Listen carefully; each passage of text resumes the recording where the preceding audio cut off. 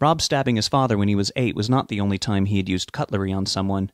When he was 13, he woke up with his mother's then-current boyfriend squeezing his ass with one hand and fondling his penis with the other. Rob asked him what he was doing. The man quickly let go of him, scared.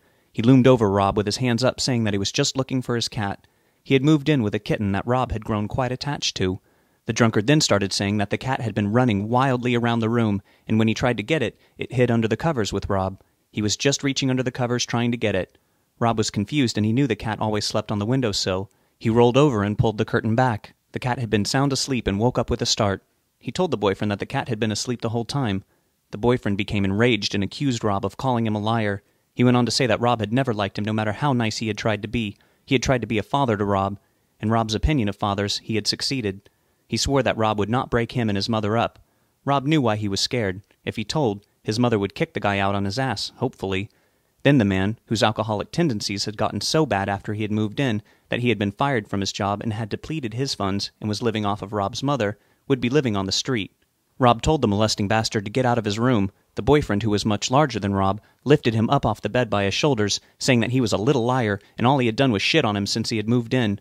Rob hadn't known what to do. The man just went on and on, screaming in his face, with breath that must have been flammable, and his spittle was dotting Rob's face. Rob finally kicked the man in the balls. He cried out and dropped Rob back on the bed. Rob, after bouncing off the springy mattress, ran for the front door, but the deadbolt was locked and could only be opened with a key on either side. His mother had the key on her key ring somewhere. The boyfriend came stumbling after him. Rob ran into the kitchen and stopped with his back against the sink. The boyfriend came in and slowly approached him, all the while yelling that he was a lying little shit. When he was only about a foot away, Rob grabbed a knife from the dish strainer and slashed the menacing man's chest with it. The man had been wearing pajama pants and a bathrobe that had been hanging open. The diagonal wound began to bleed profusely. His mother groggily came into the room, wincing at the overhead light, and in a stupor of her own, demanding to know what was going on. She hollered at the sight of Rob wearing only his Fruit of the Loom briefs, holding a knife in front of her boyfriend, who was clutching his own bloody chest and dropping to his knees. She screamed at Rob, something inarticulate but with all a feeling of accusation still coming across. He said he was just defending himself. He'd begun crying while telling her that he knew how it must have looked. He knew he had held a blade one time too many, maybe 2 times for her to trust him. She rushed the boyfriend to the emergency room and left Rob standing there in his underwear, still holding the knife. He had prayed then. He prayed that things be okay when they came back home. He prayed that she would break up with him. He prayed that if she didn't, then at least let them go on pretending nothing had happened. That had not been the case. They got back home in the early morning hours. Rob's stomach and heart plunged at the sight of his mother's car returning. It was summer vacation, and Rob had no school to go to that day. He wasn't able to go back to sleep after what had occurred. When they came through the door, she screamed at him to go to his room. He did. He locked the door, as he did from then on, and sat on the bed with his guts in knots. That night, luckily, the bastard got raving drunk, as he did every night, and that time he turned on Rob's mother. He bellowed at her that she was a stupid bitch who would believe anything her son had told her. He yelled at her that he was not some child molester, and then he picked up the small kitchen table and threw it at her. She screamed. She always seemed to be screaming in those days. Rob had not yet told her anything. In fact, they hadn't spoken since she got home from the hospital. He had not come out of his room at all. He had even peed in an old empty fishbowl to keep from having to come out. His mother reluctantly called the police and had the man thrown out. They kept the cat. He and his mother never discussed the incident again, but he knew she understood enough of what had happened. Her attitude of him had always been so resentful that he couldn't tell if she added this to the list she seemed to be keeping on him. The then ex-boyfriend began calling Rob's mother at work, threatening to kill him. She was genuinely worried and took Rob with her to court to file for a restraining order. They could not afford any legal counsel, but he had somehow showed up with some slimy old attorney. They all sat at a cheap conference table in a room barely big enough for it, nothing like the court proceedings Rob was used to seeing on TV. The judge said that he could not grant restraining orders for everybody who said they were going to kill somebody. The ex-boyfriend's attorney cringed noticeably when the ex-boyfriend said that he wouldn't mind having a chance to get even. Still, that did not sway the judge's decision. He dismissed the case and fined Rob's mother with the court costs in the amount of $188. The ex-boyfriend died a year later, his mother told him, from colon cancer. Rob thanked the voice. One time, while going on an adventurous stroll, Rob had gotten lost in the expansive woods for hours, and he had asked the voice to tell him which way he should run for it, and not just end up getting even more lost. A tree had fallen over behind him right after he had finished asking, and he had bolted in the opposite direction.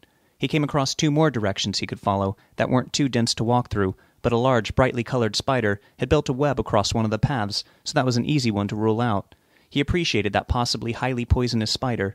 45 minutes later, he ended up back on the main road.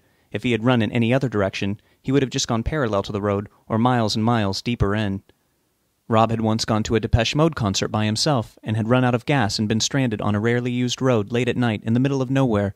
He asked the voice for help, and a man came along in a white Buick and asked in a heavy southern accent if he needed help. The man had an unkempt beard and stained t-shirt and didn't look too reliable. Rob told him he was out of gas, but didn't want to leave his car. It was his mother's, and she had lent it to him, very much not wanting to. He didn't want to get into that guy's car. He looked like a serial killer, and Florida was riddled with them. The guy said that he had a gas can in the trunk, and he could come right back with it filled up. He drove off, and Rob did not expect to ever see him again.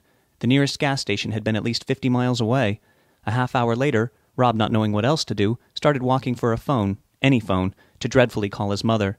The guy came back along 10 minutes into his walk and popped the trunk to show Rob a jumbo-sized gas canister that was filled to the brim and almost too heavy to lift. The guy drove Rob back to the car and helped him hold the canister steady when he poured it into the empty tank.